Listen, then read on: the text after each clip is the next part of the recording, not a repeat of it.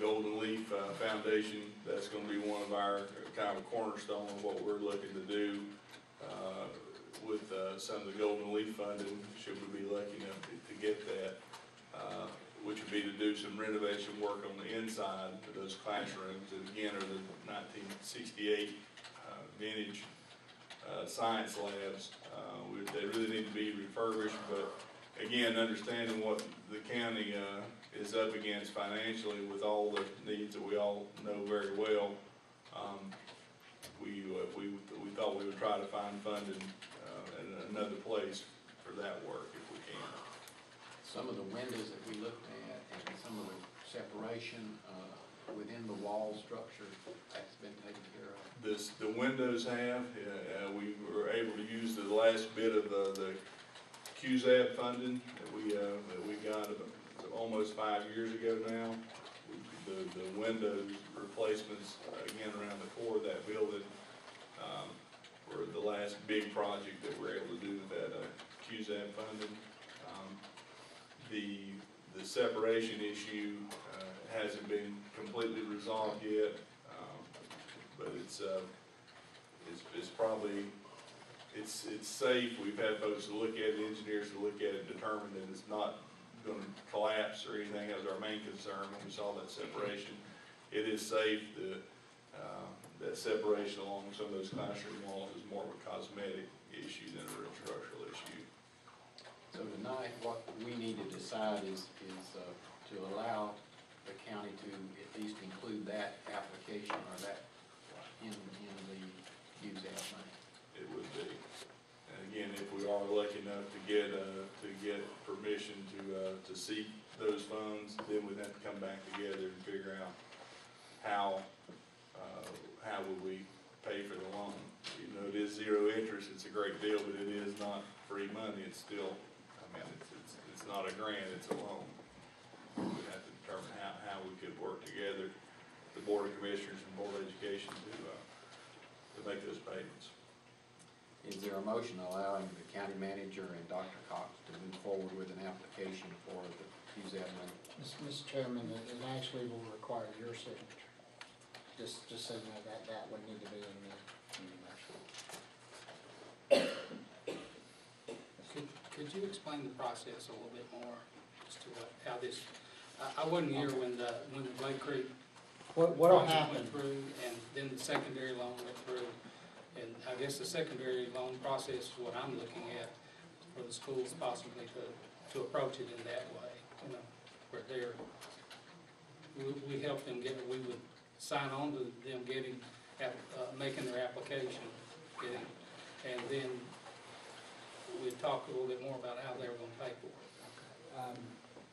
Couple things. One is the Board of Education cannot borrow money specifically to build buildings and things of that nature without the involvement of the county commissioners. So that is why you're tied at the hip when we start having these types of conversations.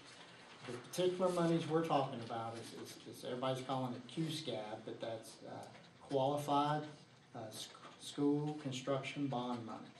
What this is it's a federal program that basically allows banks to loan money to Alleghany County per se at an interest-free. They get tax credits for that. Interest-free in order for the county and the school and the partnership to construct or build educational facilities. As far as what you're talking about, Commissioner Cox, this is the first step. What we're talking about doing is applying to the North Carolina Department of Instruction. They have up to $12 million in eligibility credits, if you want to call that they're going to disperse across the state of North Carolina. This first step is an application. We would submit, if approved tonight, we would submit 2 separate applications. One would be for the Piney Creek septic system, okay? And then the other would be for the brick face that Dr. Cox is talking about. So those are 2 separate applications, and in which, if it's approved by the state, then the state would basically issue a notification to us saying that we're eligible to begin to start negotiating with banks You know, you still have to find a bank that needs the tax credits and are willing to loan the money at interest-free. There's a couple of things that have changed, but once that happens, let's say if it's BB&T again, they've been in the market for these for a while. Then ultimately, for this particular project, what will have to happen is this is like any other loan that this board goes through. We would have to go through a public hearing process. We'd have to take it before the local government commission. It would have to be a full-blown local government commission application.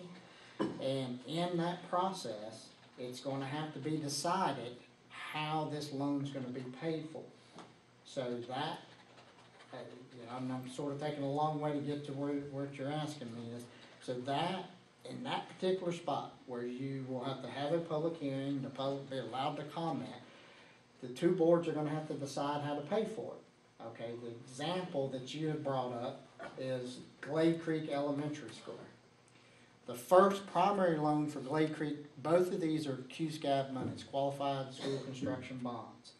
The primary loan was borrowed, obviously, at a reduced interest rate. The laws have changed since then. And the county assumed the entire responsibility for the payments for the first QSCAB loan. When the school went out to bid, when the bids came in higher than anticipated, so the school needed an additional $400,000+, and additional QSCAB funds were made available. They came before this board, requested this board to apply just like we're doing today, but at the time, the board that was sitting here at the time said, that's fine, we will apply for the funds, we got approved, and then when you went to figure out how to pay for it, the Board of Education stepped up and dedicated a portion of their mandated sales tax that has to go to them on an annual basis to make that second payment. So ultimately, at the end of the day, if we're approved and we've got the potential to go out and borrow this $250,000 for the brick facade, then it's gonna be up to the two boards, whether it be the county taking on the responsibility of the loan or the Board of Education taking on the responsibility of the loan out of their mandated sales tax. And that, well, I can't tell you, Commissioner Cox, is how y'all will decide that, if you choose to borrow. Okay. I've tried as best I could to describe the process completely. Is there a motion to move forward with an application with the chair signing off on that application? I'll make that motion. I'll second. Have a motion and I have a second. Other discussions? I just got one question. Can you tell me really of the current county debt load and where we stand in relationship to being the ability really to borrow additional money? We are about at half capacity, meaning these are two separate questions, Commissioner Boudreaux. One is should we do it, and one is can we do it? Okay, those are completely different questions. Right now, the maximum that you can borrow, that the LGC will allow you to borrow, is 15%. Your annual debt payments cannot be more than 15% of your budget. That doesn't mean you can't borrow more than that. It just means you have to get special permission from the local government commission. Currently, we're about half of that capacity. We're at around 8%. If you want to know that in dollar amounts, and again, I'm not recommending that we borrow this amount of money. I'm just telling you what our capacity load is. We have the capacity to borrow an additional around $8 to $9 million without any special permission from the LGC. Other questions or discussion? Not all in favor of the motion, say aye. Aye. Opposed? Aye. 4-1. Do they know? Thank you, Dr. Cox. Thanks. Item D.